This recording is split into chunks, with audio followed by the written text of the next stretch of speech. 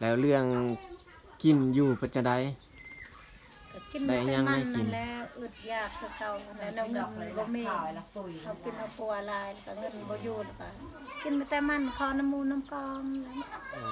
ไปขุดแล้วก็บัดมาฮอดเทือนเอากระเป๋าก็ล้างก็ขุดแล้วเอาก็นึ่งพากันกินกับลูก3คน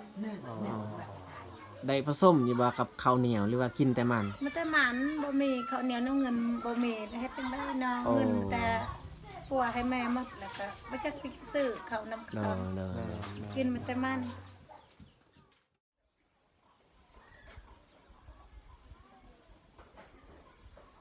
กับทักทายสบายดีพ่อแม่พี่น้องเบิดสู่คู่สู่คน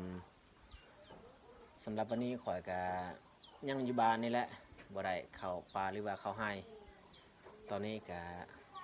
ยืนอยู่กลางเฮือนของคอยนี่แหละวันนี้นี่แม่นคอยสิมาทายอีกครอบครัวหนึงเป็นครอบครัวที่ยากจนคือกันในหมู่บ้านเฮาแล้วครอบครัวนั้นนี่เพิ่นเป็นโรคประจำตัวเนาะโรคประจำตัวที่แบบว่าค่อนข้างให้แห้งเนาะแต่เฮาก็บ่แน่ใจว่ามันสิดีสิหายหรือบ่เพราะว่าเพิ่นก็ได้ไปหาหมอแล้วครั้งหนึงเนาะไปไม่แต่เฮาไปถามไปสัมภาษณ์เพิ่นก่อน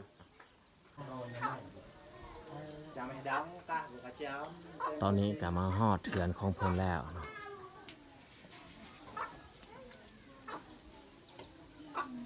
ตมาเด้งนมอยู่ไม่ใส่นออยู่แต่ไม่ตำนอก อันนี้แหละมาพบเอื้อยเพิ่นสบายดีโอ้กำลังอุ้มลูก ชื่ออะไรจังได ชื่ออารีฟ อารีบบ่ แม่ ซื้ออารีกเนาะ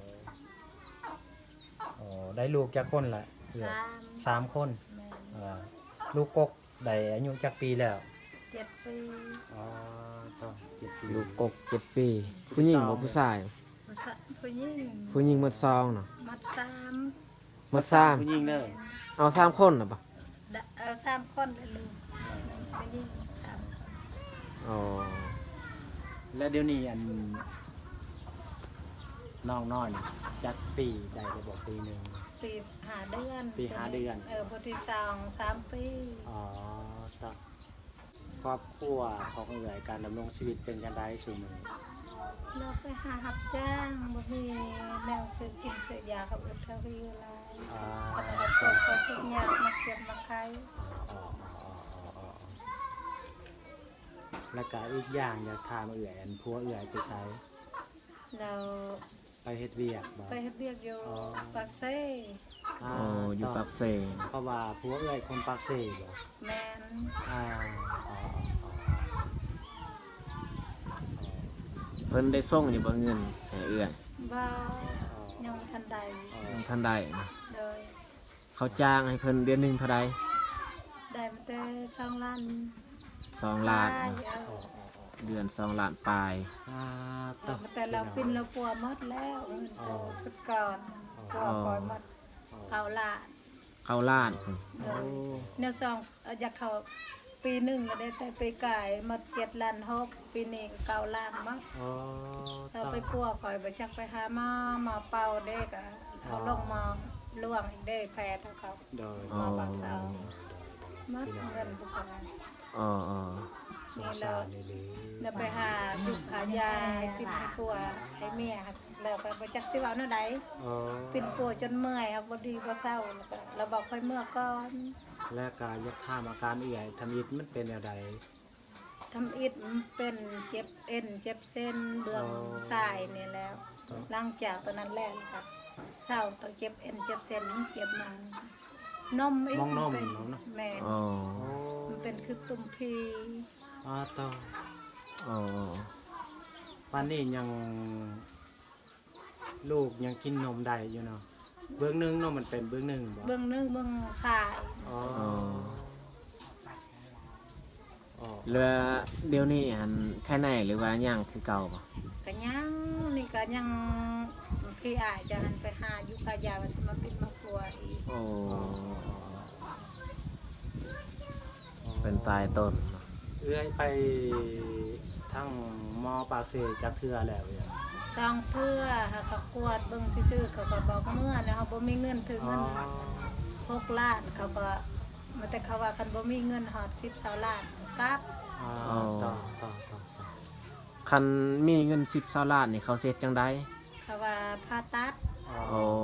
ถ้าเงินข่อยบ่มีแบบเงินบ่เพียงบ่พอแนวเฮาบ่จักซื้อกินซื้อยาบ่จักเป็นบ่จักปัวเลยเงินบ่อยู่ อ๋อ ก็เมื่อคืนอีกนี่ไปห้องหมอปากซองเดือน12นี่ก็เขาว่าเฮ็ดบ่ได้แล้วก็ไปหาหมอเป่าจนหามเอาแล้วก็ไปก็บ่เซาบ่ส่วงเขาก็มาบ้านบ่มีเงินหมดแล้วแล้วก็เมื่อ ไปหาหมอเป่าหมอดูหั่นเพิ่นเอาเท่าใด เขาก็เอาเทื่อละ100,000เทื่อละ200,000 150,000 250,000 อ๋อ แล้วหาหมอไป ผลสรุปที่ทานหมอเพิ่นกวดหั่นเพิ่นว่าเป็นแนวใดเอ่ยฮะ ถ้าเขากวดเบิ่งเขาว่าเป็นอักเสบเต้านมเขาก็เข้าใจคืออาจจะว่าแนวเขาบ่อยากบอกมะเร็งอันนี้ แม่น โอ้เป็นมะเร็งเต้านมเนาะ แม่น พังแล้วก็อยากน้ำตาไหลเลยเฮ เป็นตาสงสารเนาะมะเร็งเต้านมนี่อาจจะใช้เวลาการปัวก็ยากแล้วก็มีความเสี่ยงสูง แล้วก็ใส่งบก็หลายที่สุด แม่เหนื่อย แห่งเอื้อยก็คนยากจนครอบครัวบ่มีหยัง แม่ จักสิปัวจังไดได้ แม่ แล้วเอื้อยอยากคิดสิป่วยบ่ต่อไป ก็ยังว่าสิสู้ปัวนี่ก็คืออายจะเอาไปหายาแต่คนยาเพิ่นหมู่ อ๋อ ว่าปัวเงินเราบ่เหลือเงินที่อาย แม่คันว่ามีเงิน อีกอย่างคันว่ามีเงินมันอายเคยเราไปหัดยางหรือว่าไปเฮ็ดเวียกคันว่าได้มาก็ยังจะสิได้อยากไปห้องหมอเนาะ ก็อยากไปต่อ แม่ อ๋อ เพื่อว่าลูก3คนเอาอยู่แล้วก็ตามเพื่อให้มันรอเท่าไหร่ เดี๋ยวนี้ สิว่าอายนะสู้เอาว่าเงินยังบ่ทันได้นี่ก็พักผ่อน อ๋อแล้วลูก2คนไปใส่น่ะไปลิ้น ไปเล่นลูกมันสองคน อ๋อแต่เอื้อยเลี้ยงลูก3คน ส่วนสามีนี่ออกไปเฮ็ดเวียก หาเงิน แม่ แต่ว่าหาเงินก็บ่แม่นสิได้กิน ไปปัวห่างกายอีกมะเร็งเต้านมนี่มีแต่ผ่าตัดนะ แม่ คันผ่าตัดนี่อาจจะโอเคอยู่แต่ว่าใส่เงินหลายสุดเลย แม่ ระดับ10-20ล้านคนละ แม่ ถึงหาย เอาบ่มีปัญญาเนาะ ซุมื้อนี่ยากละสิหาเงินได้คันเฮาหาบ่เก่ง แล้วการเฮ็ดเวียกเฮ็ดงานเด้เอ้ยเฮ็ดได้อยู่บ่ บ่เลยแนวสุขภาพเรื่องพอไปเจ็บไข้หลายก็อยู่ซื่อๆนั่นแหละ อ๋อ เฮ็ดบ่ได้แบบมันเจ็บปะติใครสิเฮ็ดได้บ่จักลูกบ่จักเต้าบ่มีใครเอา แม่เพราะว่าลูกเป็นยังน้อยนะ คันสิไปเฮ็ดเวียกก็บ่มีคนเบิ่งลูกอีก แม่นแต่ก็อยู่เฮือนเลยคุมื้อเอาลูกอยู่เฮือน ต่อ พอแล้วยังบ่ทันมาก็อยู่ซื่อ แม่ เป็นตายต้นเนาะแล้วเรื่องกินอยู่เพิ่นจะได้ ๆก็กิน ได้ แต่ ยัง มั ไม่ น กิ นั่ น นแหละอึดยากคือเก่าแล้วเงินบ่มีเขากินเอาปัวหลายก็เงินบ่อยู่แล้วก็กินแต่มันขอน้ำมูน้ำกองแล้ว เออ ไปขุดแล้วก็บัดมาหอเทือนเอากระป๋องก็ล้างก็ขุดแล้วเอาก็นึ่งพากันกินกับลูก3คน อ๋อ ได้ผสมอยู่บ่กับข้าวเหนียวหรือว่ากินแต่มัน มันแต่หมันบ่มีข้าวเหนียวน้ำเงินบ่มีเฮ็ดจังได๋เนาะ โอ้ เงินแต่ปัวให้แม่หมดแล้วก็บ่จักสิซื้อข้าวน้ำ เด้ ข้า อ ว เด้อ แม่ กินมันแต่มัน กินแต่มันเนาะบ่ได้ผสมกับข้าวครอบครัวเฮาก็กินมันคือกัน แต่ว่าเฮาผสมกับข้าวอีก ข้าว คน เนาะ กัน บ่จักซื้อเงินมันหมด แม่ แล้ว น ก็กินมันแต่มัน แม่ แต่ว่าครอบครัวเอื้อยนี่เพิ่นบ่มีเงินซื้อข้าวก็เลยกินแต่มันอย่างเดียวเนาะแล้วเรื่องอาหารการกินเด้ได้หยังกิน อาหารไม่แต่มักพริกคั่นแหละบ่มีแนวอื่นผักหยักไปเฮ็ดบ่ได้แนวค่อยโซค่อยป่วยนั่นกินแต่มักพริก แม่ โอ้ ขายลูกให้เต่ากิน3คนคอยกับลูกไป3คอยแล้วก็เป็นแม่และโซโปรมีไปสิหาให้กิน อ๋อ โดย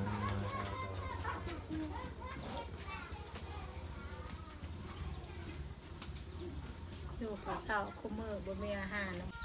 เอาสบายดีอีกครั้งเนาะมาเปิดภาพนำกัน พ่อแม่พี่น้อง ของเฮา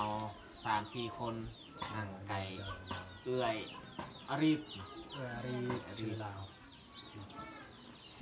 แต่สำหรับพวกเฮา2คนมาหาเอื้อยเพิ่นก็บ่มีหยังสิตอบแทนเพิ่นเนาะเพราะว่าเฮาก็บ่มีคือกัน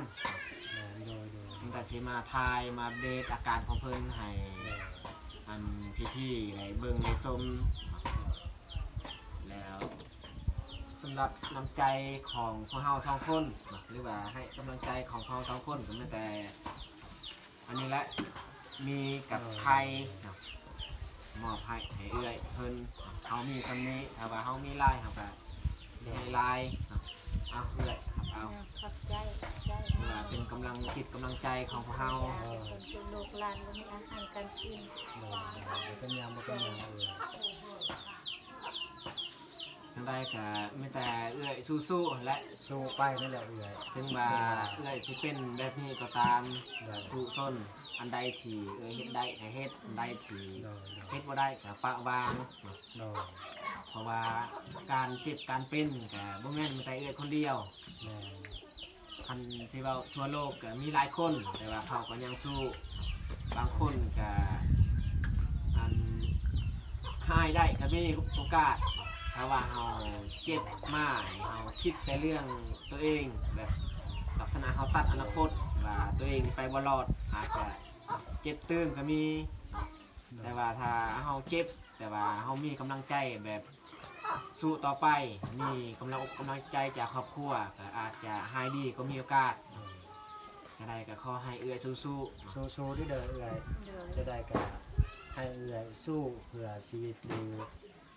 3 คน ลูก3 คน แล้วก็พัวส่วนนั้นอ้ายเคยเพิ่นที่หาเงินเพื่อเอื้อยแล้วก็ขอให้อยู่ดีมีแรงเขาก็อันนี้หยังเฮา2 คนกับบ่าวยักษ์ก็บ่มีหยังการตอบแทนให้เอื้อยแต่เฮาก็สิให้ซ้ำเล็กซ้ำน้อยเพราะเฮาก็คนสิบ่มีแต่ว่า เฮาก็ ใจและตัวน้องนี่ เฮาก็มาอัปเดตอาการเอื้อยแล้วความจริงก็เอื้อยเราก็ไปหาหมอโดนเติบแล้วไปแล้วทีละเทื่อก็เบิดเงินหลายๆมื้อนี้ก็มาอัปเดตให้พี่ให้น้องเบิ่งอาการของเอื้อยรีดเนาะที่เป็นมะเร็งเต้านมจะได้ก็สู้ๆไปเด้อเอื้อยเด้อ เด้อ เพราะเฮาก็สิขอโตวไปก่อนเด้อเอื้อยเด้อจะได้ก็ขอให้เอื้อยอยู่ดีมีแรงให้สุขภาพแข็งแรงจะที่ไหนอยากก็ขอให้เอื้อยเจริญก้าวหน้า ยังไงก็ขอให้หายไวๆและสำคัญสุด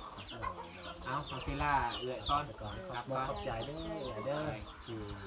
มาให้เฮากับบ่าวยับมาสัมภาษณ์ให้พี่ๆเพิ่นเบิ่งเนาะอ่ะขอตัวไปก่อนเด้อเด้อ ขอบใจ เอามาเจอกันใหม่ในคลิปหน้าเด้อเด้อ เด้อ